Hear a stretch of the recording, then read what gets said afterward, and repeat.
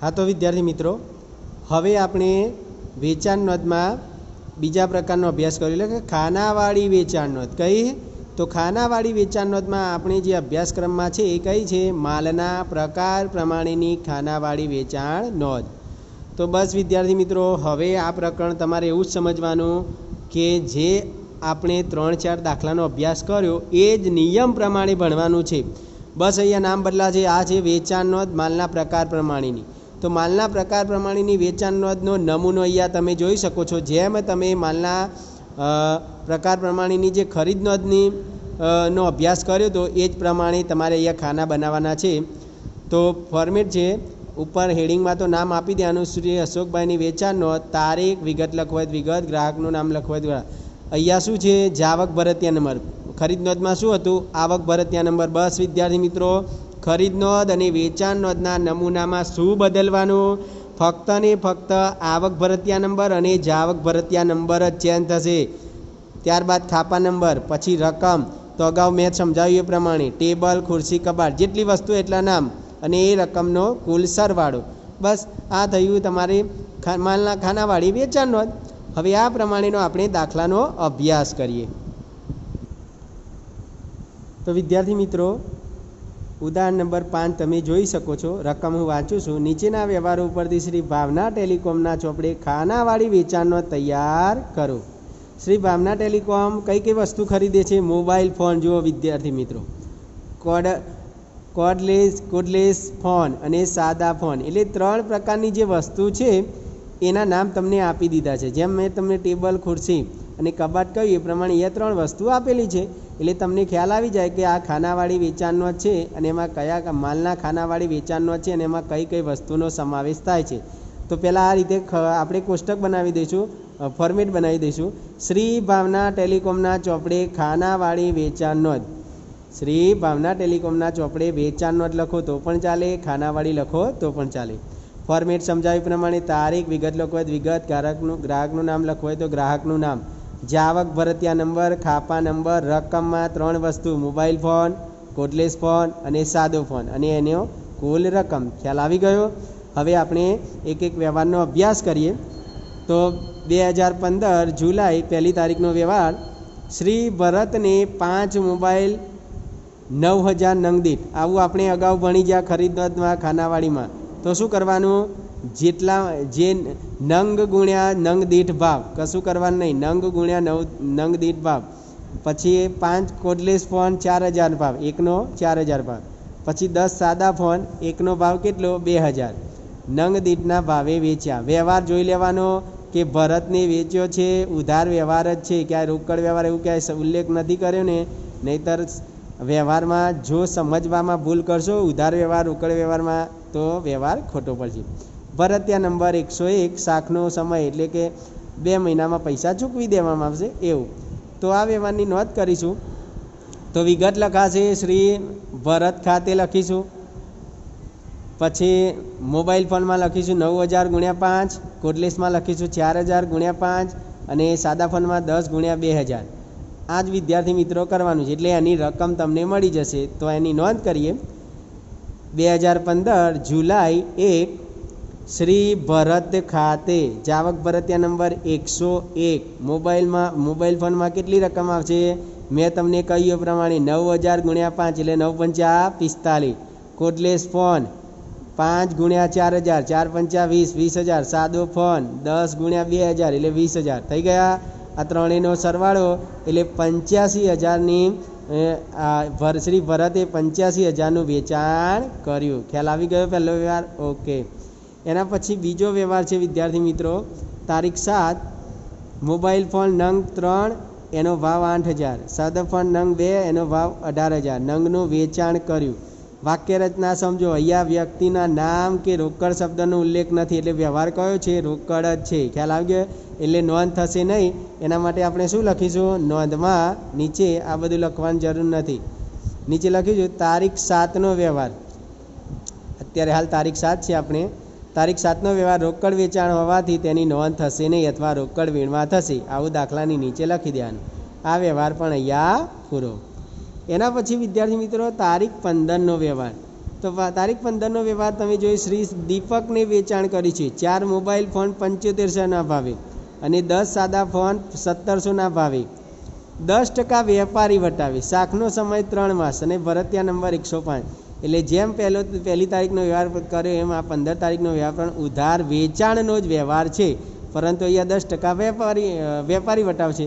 તો વટાવમાં મેં તમને સમજાવ્યું છે, વેપારી વટાવ હોય તો પહેલાં મોબાઈલ ફોન છે એની આપણે આ રકમ લઈ લઈએ. તો 4 × 7500 ભાવ છે, એટલે 7500 × 4 કરીશું એટલે વિદ્યાર્થી મિત્રો આપણને 30,000 મળશે. કેટલા? 30,000. અને એમાંથી સીધો 10% વેપારી વટાવ કાપી દો એટલે કેટલા? 3,000. 30,000માં 3,000 બાદ કરીશું એટલે મોબાઈલ ફોનનું એને વેચાણ કેટલું કર્યું? 27,000 કહેવા છે. એ રીતે સાદા ફોન 10 × 17,000 એટલે 10 × 17,000 1700 કેટલા થયા? 17,000.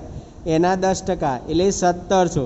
17,000માં 1700 વેપારી વટા બાદ કરીશું એટલે તમને મળશે 15,300. ખ્યાલ આવી ગયો? ઓકે. તો હવે વિદ્યાર્થી મિત્રો આપણે એની એન્ટ્રી કરીએ. તો તારીખ 15 શ્રી દીપક ખાતે ભરતિયા નંબર, જાવક ભરતિયા નંબર જે ગણો એ 105. મોબાઈલ ફોન કેટલા ખરીદ્યા છે? 27,000. કઈ રીતે મળ્યા? તો આપણને ખબર છે વિદ્યાર્થી મિત્રો, 4 મોબાઈલ ફોન છે એનો એકનો ભાવ 7500 એટલે 30,000. 30,000ના 10% 3,000 એટલે બાદ કરો વેપારી વટા એટલે 27,000. એના પછી કોડલેસ ફોન ખરીદ્યા નથી એટલે ડેશ, અને સાદા ફોનમાં 17,000 જે મળ્યા હતા એના 10% કર્યા 1700 એટલે 15,300. ટોટલ વેચાણ કરીને 27,000 પ્લસ 15,300 એટલે 42,300. તો અહીંયા 15 તારીખનો વ્યવહાર પણ પૂર્ણ થાય છે. એના પછી 20 તારીખનો વ્યવહાર. શ્રી મહેશને એક યંત્ર, બસ યંત્રનું વેચાણ ખરીદી આવેલી કંઈ જ જોવાનું નહીં વિદ્યાર્થી મિત્રો.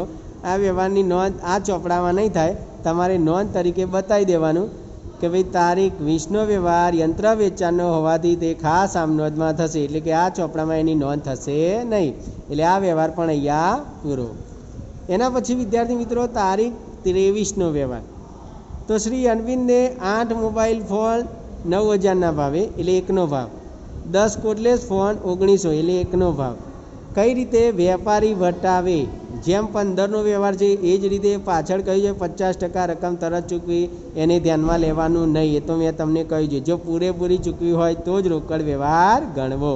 અને ભરતિયા નંબર 115. તો રકમ લઈ લઈએ 8,000 × 9 એટલે 8 9 72, અને કોડલેસમાં 1900 × 10 એટલે 19,000 એટલે 72,000ના 10% એટલે 7200 થયા. આ વેપારી વટાવ 72,000માં 7200 બાદ કરવાનો એટલે તમને મોબાઈલની ચોખ્ખી રકમ મળશે. એ તે કોડલેસમાં 19,000ના 10% એટલે 1900 વેપારી વટાવ બાદ કરશો એટલે એની ચોખ્ખી રકમ મળશે. તો એની નોંધ કરી દઈએ. 23 તારીખ શ્રી અરવિંદ ખાતે ભરતિયા નંબર 115. તો 72,000માં 7200 વેપારી વટાવ બાદ કરી એટલે 64,800, અને કોડલેસ ખરીદ્યા છે 19,000માંથી 1900 વેપારી વટાવ બાદ કરો એટલે 1700. સાદા ફોન ખરીદ્યા નથી. તો આ બેનો સરવાળો એટલે 81,900નું વેચાણ કર્યું. તો આ 23 તારીખનો વ્યવહાર પણ પૂરો. એ રીતે 26 તારીખ વિદ્યાર્થી મિત્રો. શ્રી ઘનશ્યામે 5 મોબાઈલ 8500ના ભાવે, 10 સાદા ફોન નંગ 2100ના ભાવે મોકલી આપવાનો ઓર્ડર આવે. ઓર્ડર આપે એટલે તો તમને ખ્યાલ જ છે, તે નોંધ તરીકે લખાશે. તારીખ 26નો વ્યવહાર બિન આર્થિક વ્યવહાર હોવાથી તેની નોંધ થશે નહીં. તો આ વ્યવહાર પણ વિદ્યાર્થી મિત્રો અહીંયા પૂર્ણ થાય છે. એના પછી તારીખ 28નો વ્યવહાર. શ્રી ઘનશ્યામને ઓર્ડર પ્રમાણે માલ મોકલી આપ્યો. એટલે ઉપરનો જે વ્યવહાર વિદ્યાર્થી મિત્રો, ઘનશ્યામે ઓર્ડર આપ્યો હતો. ઘનશ્યામ એટલે સમજી લો હું પોતે છું. મેં કોને? ભાવના ટેલિકોમ પાસેથી ખરીદી કરી અને ભાવના ટેલિકોમે મને વેચાણ કર્યું. એટલે મેં એમને ફોન કરીને એવું કહ્યું કે તમે મને આ મોબાઈલ ફોન મોકલી આપજો. એટલે મેં ઓર્ડર એમને આપ્યો. હવે એમને ઓર્ડર મારો લીધો. ઘનશ્યામ એટલે મને મારા ઓર્ડર પ્રમાણે કોને મોકલી આપ્યો? ભાવનાએ. એટલે એમને આ વેચાણ કર્યું. તો શ્રી ઘનશ્યામની ઓર્ડર પ્રમાણે માલ મોકલી આપ્યો. ઉપરનો વ્યવહાર જ કરવાનો છે વિદ્યાર્થી મિત્રો. એટલે 5 × 8500 કેટલા? 5 × 8500 એટલે મોબાઈલ ફોનની રકમ મળશે, અને 10 × 2100 એટલે સાદા ફોનની રકમ મળશે. અને ભરતિયા નંબર 120. બીજું અહીં કંઈ કરવાનું નથી. તો લખી દેવાનું અહીંયા વિદ્યાર્થી મિત્રો 28 તારીખનો વ્યવહાર. શ્રી ઘનશ્યામ ખાતે ભરતિયા નંબર 120 અને તમને ખાસ એ કહ્યું છે કે 5 મોબાઈલ ફોન ગુણ્યા એને 1નો ભાવ 85, 85 ગુણ્યા 5 કરશો એટલે મોબાઈલ ફોન મળશે 42,500. કોડલેસ ફોન ખરીદ્યા નથી એટલે ડેશ. ત્યારબાદ સાદા ફોન 10 ગુણ્યા 2100 એટલે 21,000. એટલે કુલ વેચાણ કર્યું 42,500 ગુણ્યા 21,000 એટલે 63,500.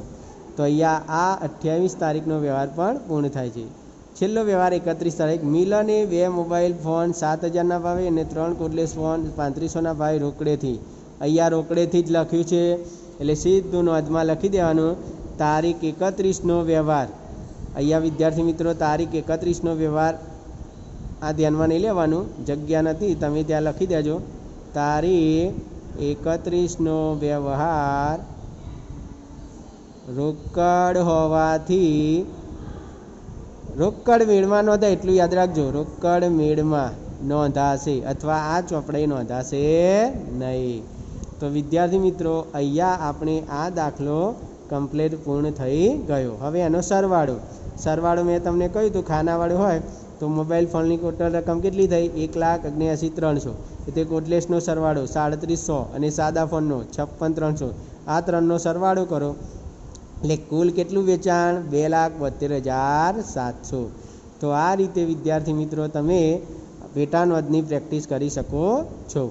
હવે મેં તમને જે ઉદાહરણ 5 સમજાવ્યું એના આધારે તમારે હોમવર્કમાં સ્વાધ્યાયમાંથી એક્સરસાઇઝ 8 લેસનમાં, એટલે ટૂંકમાં મેં 7 અને 8 તમને લેસનમાં આપી દીધો દાખલો.